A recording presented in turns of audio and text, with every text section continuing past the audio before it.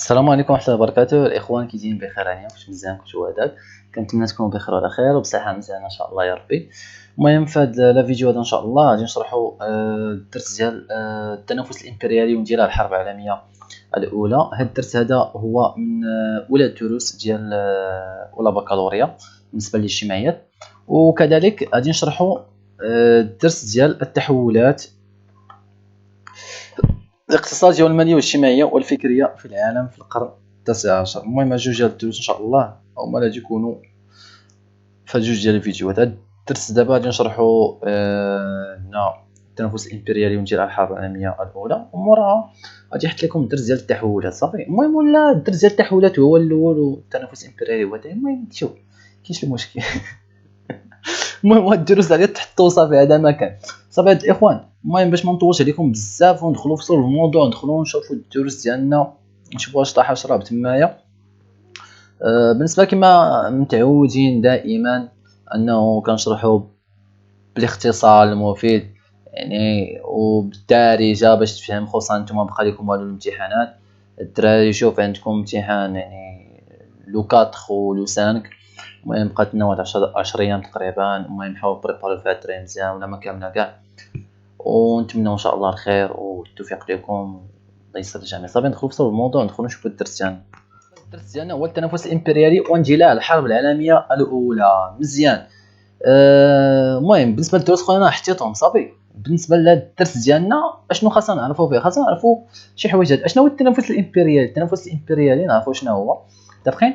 بالنسبه للتنافس الامبريالي نهضروا على ثلاثه ديال الحويجات: التنافس الاقتصادي، التنافس السياسي، وكذلك نعرفوا شنو هما الوسائل ديال التنافس الامبريالي. مزيان.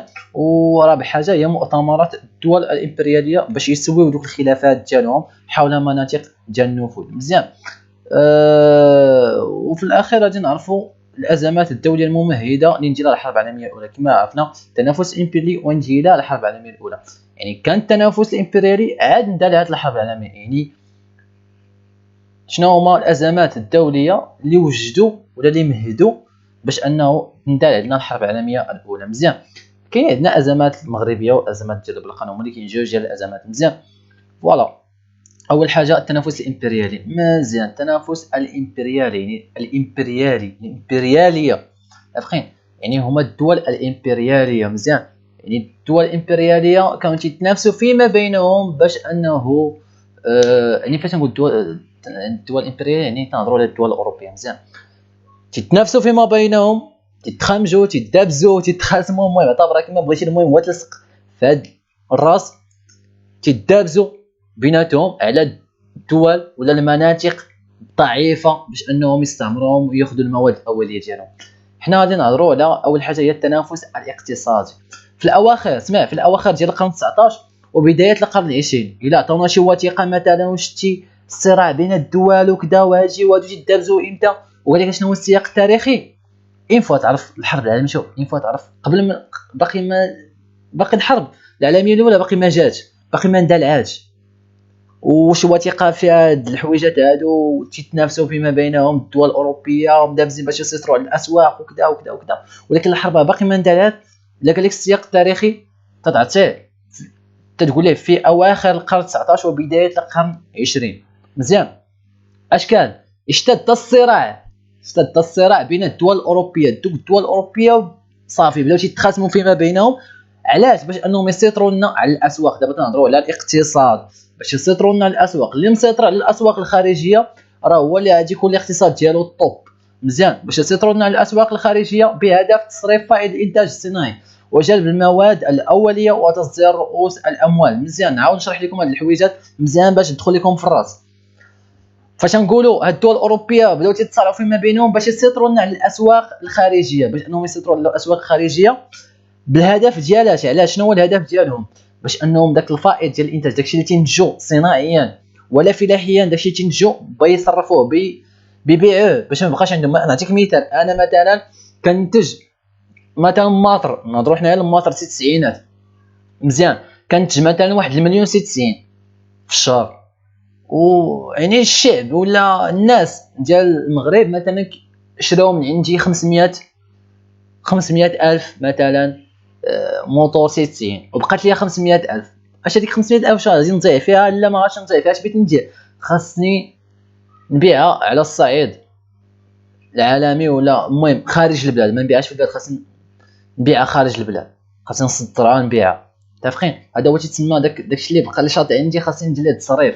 داك الفائض ديال الانتاج اللي نتجت، يعني نتجت انا مليون ولكن الناس يعني طالبين غير 500 اللي تشرات، وبقات لي 500,000، خاصني نصرف في داك الفائض الانتاج ديالي. متفقين؟ وجلب المواد الاوليه، وجابوا المواد الاوليه، الفوسفات، البترول، الغاز الطبيعي، يعني هادو تيسموا مواد اوليه. هادو هما الحويجات اللي تيعاونونا في الصناعه والفلاحه الى اخره. وتصدير رؤوس الاموال، يعني تنهضروا على العمله. متفقين؟ تصدير رؤوس الاموال. ثاني نقطه، ظلت بريطانيا اول قوه صناعيه وتجاريه في العالم الى حدود نهايه القرن 19. بريطانيا بقات هي اول قوه صناعيه وتجاريه. صناعيه وتجاريه، ما تنهضروش عندي اقتصاد كالكول، تنهضروا على الصناعه والتجاره. الفلاحه ما كانش هي الاولى. ركز مزيان. ظلت بريطانيا اول قوه صناعيه وتجاريه في العالم الى حدود نهايه القرن 19، لكنها اصبحت، شوف، بقات انها هي الاولى، هي القويه، واو طوب، الى نهايه القرن 19. ولكن اصبحت لنا مهدده من طرف شكون؟ المانيا والولايات المتحده الامريكيه وفرنسا، بالاضافه الى دول اخرى صاعده مثل ايطاليا وهولندا وبلجيكا. يعني ما غاديش تبقى في بدايه القرن العشرين، ما غاديش تبقى انها هي الاولى، حيتاش ولات الولايات والمانيا وفرنسا وايطاليا وهولندا وبلجيكا حتى هما بغاو يوليو هما الاولين، بغاو يوليو حتى هما بيبينوا العضلات ديالهم. صافي. مزيان، ندوزو دابا للتنافس السياسي. فهمنا التنافس الاقتصادي، هادشي اللي فيه عقل عليه مزيان، الله يرضي عليك. التنافس السياسي، التنافس السياسي عندنا جوج ديال النقط غادي ندويو عليهم، اللي هما ارتبطت النزاعات الاوروبيه قبيل 1914، يعني قبل من 1914. النزاعات الاوروبيه باش ارتبطت لنا بالمصالح الشخصيه لكل دوله. هاد الدول تيدابزوا فيما بينهم، كل وحده عندها مصالح شخصيه كتخصها. مزيان، يعني ما تقول ليش انهم كيتنافسوا غير حبا في ديك البلاد عجباتهم بيتزوجوا بها، لا. الا انه مثلا بحال، نعطيكم مثال، بحال المغرب كان عندها فوسفات، بحال مثلا الجزائر عندها غاز طبيعي. متفقين؟ يعني الا كيشوفوا عندها واحد المواد، عندهم مصالح شخصيه في ديك البلاد، داكشي علاش كيدابزوا على ديك البلاد باش ياخذوها. مزيان. وهادشي هذا كان قبل من الحرب العالميه الاولى اللي كانت سنه 1914. ثاني نقطة، تمثلت مناطق التنافس الاستعماري في تونس والمغرب ومصر وبلقان والكونغو. يعني كانت هذه المناطق ديال التنافس الاستعماري اللي كانوا تيدابزوا عليها الدول الأوروبية كانت هي تونس والمغرب ومصر والبلقان والكونغو. مزيان. ندوزو دابا لثالث حاجة اللي هما شنو هما الوسائل ديال التنافس الإمبريالي. شنو هما الوسائل اللي دارت باش كانوا تيتنافسوا هاد الناس هادو؟ اول حاجه، اهم التحالفات والاتفاقيات في اواخر القرن 19 ومطلع القرن 20. هذا الدرس هذا، شوف هذا الدرس هذا كنهضروا قال لك السياق التاريخي ديالو هو اواخر القرن 19 وبدايه القرن 20. عقل يا الله يرضي عليك عافاك. حتى لا هضروا لنا على الحرب ولا شي حاجه، اواخر القرن 19 وبدايه الحرب وبدايه القرن 20. عقل على هادي، ركز، تنركز على عقل على عافاك بزاف. حيت السياق التاريخي، لا سولك على السياق التاريخي انا ندخل لكم في الامتحان، لا سولك على السياق التاريخي تهضر على ثلاثه ديال الحويجات. الحاجه الاولى تهضر على الزمن. الزمن هو هذا القرن 19 وبدايه القرن 20، اواخر القرن 19 وبدايه القرن 20. تتهضر على المكان، فين بلاصه كانوا هاد الناس يتنافسوا، واش هي في افريقيا بوحدها؟ لا، هنا راه تيدوينا على البلقان، تيدوينا. متفقين؟ يعني هنا ما كايناش هي بلاصه وحده، يعني كاين ماشي مثلا هي قاره افريقيا ولا هي بلاد واحد، انما تيهضروا على العالم. هذا تنسميو الحرب العالميه الاولى، العالميه، يعني المكان هو العالم. مزيان. الموضوع شنو هو؟ هو التنافس، يعني تيتنافسوا هاد الناس هادو فاش؟ باش انهم ياخذوا المواد الاوليه. كل واحد تيتنافس، كل واحد عنده مصالح شخصيه ديالو باش انه ياخذ واحد الدوله ويربح واحد الدوله ويستعمر واحد الدوله معينه. مزيان. اهم التحالفات والاتفاقيات اللي داروا في هذا الزمن هذا، عندنا اول حاجه التحالف الثنائي الالماني النمساوي كان سنه 1879. ثاني حاجه التحالف الثلاثي الالماني النمساوي الايطالي اللي كان سنه 1882. هنا التقارب الفرنسي الروسي، التقارب الفرنسي الروسي اللي كان سنه 1892. الاتفاق الودي ما بين شكون؟ ما بين فرنسا والانجليز سنه 1904. والوفاق الثلاثي الفرنسي الانجليزي الروسي اللي كان بيناتهم بثلاثه اللي كان سنه 1907. مزيان. ملاحظه، اسفرت هذه التحالفات اللي جونا عليهم هذه الاتفاقيات عن تكوين حلفين متنافرين اليوم بجوج باينين من زمان، والمانيا وفرنسا ما تيحملوش بعضياتهم. يعني واحد الحلف فيه فرنسا، واحد الحلف فيه المانيا. مزيان الا شفنا هنا المانيا هنا راه كاينه هي والنمسا وايطاليا، مزيان هما بثلاثه ضد شكون؟ بيلعبوا ضد فرنسا والانجليز والروس، راه بحال شي ماتش تاع الكره صافي، ثلاثه كونتر ثلاثه، ودوك ثلاثه راه عندهم جمهور ديالهم وعندهم شي وحدين بيعاونوهم، ودوك ثلاثه عندهم جمهور ديالهم وعندهم كذلك دول اخرين بيعاونوهم. هادشي باش ولات حنا حرب عالميه الاولى. مزيان جوج ديال الفروق بيتازو فيما بينهم، ما تيحملوش بعضياتهم.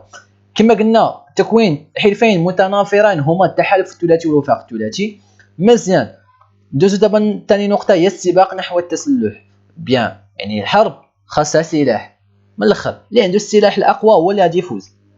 عملت الدول الاوروبيه المنتميه للتحالفات السابقه اللي قلنا هو الحلف الثلاثي والوفاق الثلاثي على تعميم الخدمه العسكريه الاجباريه. يعني ولاو داروا التجنيد الاجباري بحال عندنا في المغرب دابا التجنيد الاجباري، عمموا ديك الخدمه العسكريه الاجباريه ورفعوا لنا حجم ديال الجيوش ديالهم وزياده وتطوير الاسلحه ديالها باش يوجدوا الحرب، حيت عرفوا بانه بتكون حرب ماشي باش كاع تيوجدوا لها.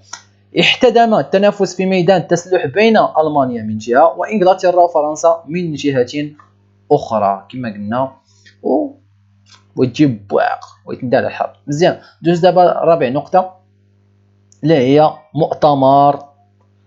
مؤتمرات الدول الامبرياليه لتسويه الخلافات ديالها حول نفوذ المناطق، يعني باش يسويو الخلافات ديالهم حول مناطق النفوذ. مزيان داروا 4 ديال المؤتمرات اللي مهمين. مؤتمر برلين الاول اللي كان سنه 1878، مؤتمر مدريد اللي كان سنه 1880، مؤتمر برلين الثاني اللي كان ما بين 1884 حتى 1885، ومؤتمر الجزيره الخضراء او الخزيرات اللي كان سنه 1906. مزيان هذا هو التنافس الامبريالي. ندوز دابا اخر حاجه اللي هي نهضروا على الازمات. صافي عندنا الازمات اللي غادي نركزوا عليهم بزاف هما الازمات المغربيه اللي وقعوا. الازمات المغربيه عندنا نهضروا على ثلاثه ديال الحويجات نهضروا على الازمات المغربيه. عندنا المساله المغربيه الاولى اللي كان سنه 1905. يعني في سنه 1905 اشنو طرا هنا؟ مهدت فرنسا باش يحتلوا المغرب بعقد اتفاقيات مع شكون؟ فرنسا دارت واحد الاتفاقيات مع شكون؟ مع ايطاليا، مع انجلترا، مع الصبليون. وهذا الشيء هذا اللي خلى المانيا انها تغضب بزاف. كما قلت في الدرس السابق في الضغوط الاستعماريه المغرب، يعني فاش تفرضت لنا الحمايه فرنسا، انها هي فرنسا والصبليون والانجليز وايطاليا والمانيا كانوا بغاو يحتلوا المغرب. مزيان كلشي بغى يتزوج بالمغرب، ولكن عطات ديال فرنسا اشنو دارت باش انه يبقى لها المغرب لها راسها؟ مشات عند شكون؟ مشات عند ايطاليا، مشات عند الانجليز، مشات عند الصبليون، مشات عند ثلاثه ديال الدول، دارت معهم اتفاقيات باش انهم يخليو لها المغرب. ولكن ما تسوقاتش لالمانيا، ما مشاش عند المانيا، وهذا الشيء اللي خلى المانيا انها تغضب، مما اثار غضب المانيا التي لها ايضا اطماع استعماريه فين؟ في المغرب. في اطار ذلك قام الامبراطور الالماني ديك الساعه كيوم الثاني بزياره مدينه طنجه سنه 1905. مزيان ومع ذلك فرنسا ما حاشتهاش لالمانيا. وشنو طرا عاوتاني في ثاني نقطه؟ المساله المغربيه الثانيه سنه 1908 هددت المانيا بالحرب بعد اعتقال بعض رعاياها بالدار البيضاء من طرف السلطه الاستعماريه الفرنسيه. المانيا بدات تدخل المغرب، ولكن فرنسا اشنو دارت؟ مشات يعني وهي تعتقل بعض وحدين اللي تابعين كذلك لالمانيا، وهذا الشيء اللي خلى المانيا باش تهدد بالحرب. متفقين؟ ثالث حاجه المساله المغربيه الثالثه سنه 1911. هنا كان واحد رد فعل ديال المانيا ازاء الاحتلال الفرنسي. فرنسا باش بدات دخلات لفاس، اشنو دارت المانيا؟ عرفات داكشي بيخرج لها منين جا، وهي ترسل صيفطات واحد السفينه حربيه الى اكادير استعدادا لغزو المغرب. قالت لها انتي داخله قالت دابا المانيا قالت لفرنسا، قالت لها انتي يا اختي داخله كتستعمري في المغرب، وانت انا راه عندي اطماع في المغرب، انا بيت المغرب، وانتي كاع ما مسوقها ليا كاع، ولكن حتى انا غادي صيفطات واحد الحرب سفينه حربيه الاكادير، قالت حتى هي راه غادي باش تغزو المغرب، باش تدخل تحتل حتى هي المغرب. ايوا باش تشبك بيناتهم. فرنسا شافت انه القضيه غاديه تحماض. اشنو دارت فرنسا؟ مشات عند المانيا قالت لها الله يجازيك بخير اختي، نديروا واحد الاتفاقيه بيناتنا بجوج، حنا ما تنحملوش بعضياتنا، ما تتحمليني ما تنحملك، ولكن عندنا هدف واحد هو الاستعمار.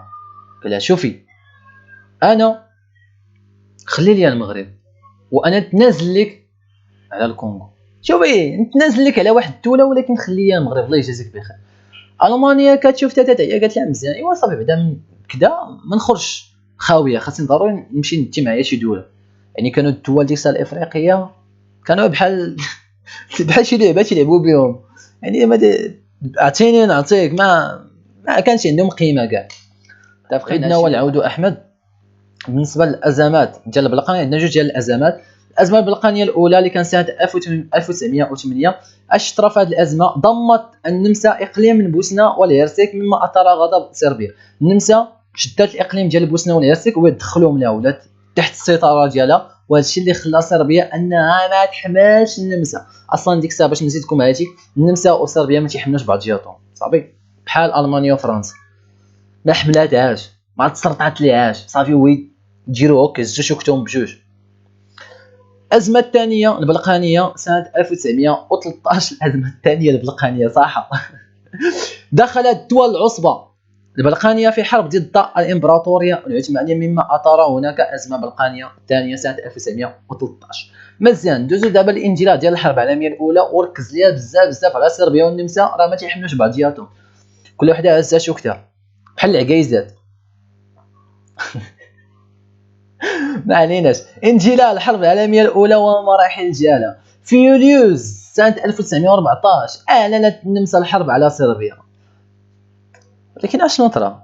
عقلتوا الدراري فاش كنا تنقولوا اغتيال ولعهد النمسا من طرف طالب صربي كدا واللعيبات، يعني بما انه يعني تطرات العلاقات ما بين النمسا وصربيا اشنو اجيو نصلحوا بيناتهم، وهادشي انه باش مشى فاش تغتال ولي العهد ديال النمسا، فاش النمسا ولي العهد ديالها مشى صربيا باش يشوفها، ولكن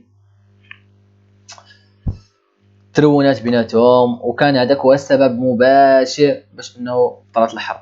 مزيان اعلنت النمسا الحرب على صربيا حيتاش تغتلوا لهم الولي العهد ديالهم، وفاش انه طرات الحرب بيناتهم راه النمسا عندها التحالفات ديالها وعندها دول معاها يعاونوها، وكذلك صربيا عندها دول يعاونوها متفقين. فصارعت باقي الدول الاعضاء في الوفاق الثلاثي الى اعلان الحرب ضد دول ديال اعضاء ديال التحالف الثلاثي. هادشي فاش اندلعتنا الحرب العالميه الاولى سنه 1914 في يوليوز.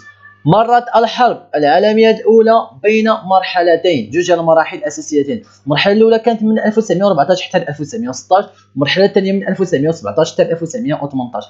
باش تميزت هذه المرحله الاولى تميزت بانتصار المانيا على فرنسا وروسيا القيصريه ودخول ايطاليا الحرب الى جانب الدول ديال الوفاق. ايطاليا دخلت تتعاون كذلك المانيا. مزيان اوكي. من بعد المرحله الثانيه من سنه 1917 حتى سنه 1918 تميزت بانتصار الحلفاء اللي هما الوفاق. شكون اللي ربح؟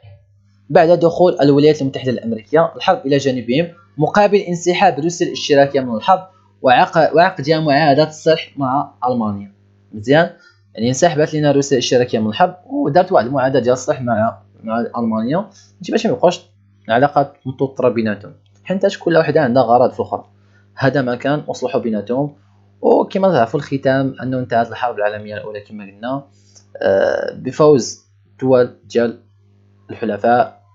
يعني فاش دخلت معهم الولايات المتحده الامريكيه، الولايات المتحده الامريكيه بحال واحد اللاعب، بحال شي ماتش تاع الكره دخلتي واحد اللاعب اللي يقلب لك الماتش. هادشي دايره الولايات المتحده الامريكيه، بحال واحد اللاعب جوكر دخلتيه هو يقلب لك الماتش وليتي رابح، درتي واحد الريمونطاد كنتي خاسر درتي الريمونطاد. هذا ما كان بحال انشيلوتي فاش يدخل دياس يدخل الدراري تيقلب ليه الماتش، داك هادشي اللي كاين. المهم هذا هو الدرس ديالنا، كنتمنى تكونوا استفدتوا. والسلام عليكم ورحمه الله وبركاته. الله يسر الامور الاخوان.